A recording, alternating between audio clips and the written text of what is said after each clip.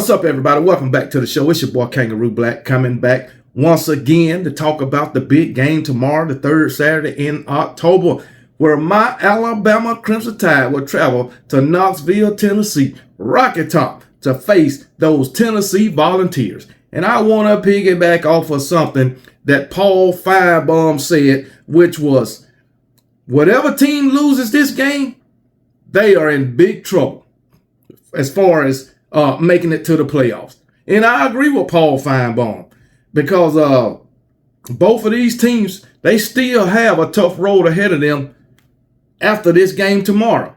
As far as Tennessee, they still got to face Georgia. Alabama got quite a few SEC opponents that they will have to face after this game. But, as far as Tennessee, as far as their resume right now, what impressive win do they have on their schedule right now to say if they lose this game, they still can make the playoffs? You might can say Oklahoma, maybe, but we all know Oklahoma really don't have an offense at all. And when Tennessee played Oklahoma, they had several offensive players that didn't play, namely their wide receivers. You know what I'm saying? So that may have had something to do with how the game went for Oklahoma. We'll never know. But Tennessee got the win in which they were supposed to do. All right. But did they beat Oklahoma at full strength? I don't know. But hey, it is what it is. You might can say NC State. No, NC State is not a good team. I'm just telling you that now. But the thing is, Tennessee, they've handled these teams. All right. So they got the win. But you can look at Tennessee and say, that offense, it was hot coming out the gates. But in the last 3 games against SEC opponents, they haven't fared that well. They scored 14 points on Arkansas, 19 with Florida. You know what I'm saying? So not too good. And they also had Oklahoma, they scored 25. But coming out the gate, 51 points against NC State, probably 71 against Chattanooga or somebody, and scored 69 on Kent State. So against SEC opponents, their offense haven't fared so well. We know they having struggles on the offensive side of the ball as of right now. And I hope they'll struggle tomorrow against my Alabama Crimson Tide. But anyway, like I said, Tennessee still got to face Georgia. So this is a must-win game for Tennessee, just like it's a must-win game for Alabama. Unfortunately, only one team can win. All right, as far as my Alabama Crimson Tide, all right, we got a tough slate ahead of us. Right now, what outstanding win can you say that Alabama have on their schedule already and against the Georgia Bulldogs? We know that's the best win of any team in the country. Maybe outside of Vanderbilt. But anyway,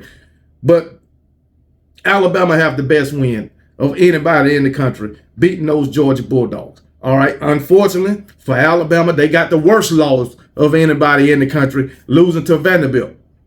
At least that's what a lot of people say. I don't, because Vanderbilt is not the team this season that they was last season or the year before that. So, but anyway, Alabama, they got that win over Georgia, which gives them a slight edge over Tennessee if Alabama wind up losing the game. Okay, so Alabama got that. So, but the thing is, if Alabama lose this game, they still got to play Missouri. But the good thing about it, they'll be playing Missouri at home. Then they got to play LSU on the road. And Brian Kelly haven't lost a game in Death Valley yet. And you know how the environment is, Death Valley at night. You know what that brings, all right? But like I say, we got to go into Death Valley where Brian Kelly haven't lost a game. All right, we still got to play Oklahoma, even though I think we can beat Oklahoma. That's won't be a real big game, I don't think. You know what I'm saying? So, hey, it is what it is. But you know how it is with Auburn, the Iron Bowl. You know they're going to come and play us tough. All right, somehow those guys can be 2-10, 3-5, 5-5, and give Alabama a hell of a game. That's just the way it is with this rivalry between Alabama and Auburn. So if Tennessee lose, they still got to face Georgia, which I'm telling you, that ain't going to be no joke. They got Kentucky coming into Neyland Stadium. You know, Kentucky, I think they're a pretty good team. I ain't going to lie. Defensively, they awesome. They can, if Tennessee's offense is playing like they're playing now against Kentucky, Kentucky could very well beat them. All right. Tennessee's offense got to step up tomorrow, and Alabama's defense got to step up tomorrow. Okay. As far as their defense, I think Tennessee got the number 2 ranked defense as far as total defense in the nation. I believe they the number 2 defense. And as far as our defense, I think we're ranked like 59th or something like that. It's not very good. But hey, it is what it is, man. Alabama would like the 59th ranked defense, Tennessee with the number 2 ranked defense. But I can tell you now, Tennessee's defense haven't faced a dominant offense. I'll say that. All right. They done faced NC State. NC State got the 100th ranked offense. They done faced Kent State, the last ranked offense in the nation. 133. They done faced Oklahoma with their offense is ranked 126. Florida, which is ranked 59th. All right. I think Alabama's offense is ranked like in the 30s or whatever. So hey, it is what it is. But Arkansas, that's the best offense they done faced so far until tomorrow. And they lost to Arkansas. So, hey, we'll see how it goes. Now, defense, no, we ain't looking too good on our defense. I'm gonna tell you what Alabama got to do to win this game. I ain't gonna speak on what I think Tennessee got to do, but what I think Alabama got to do is control the clock.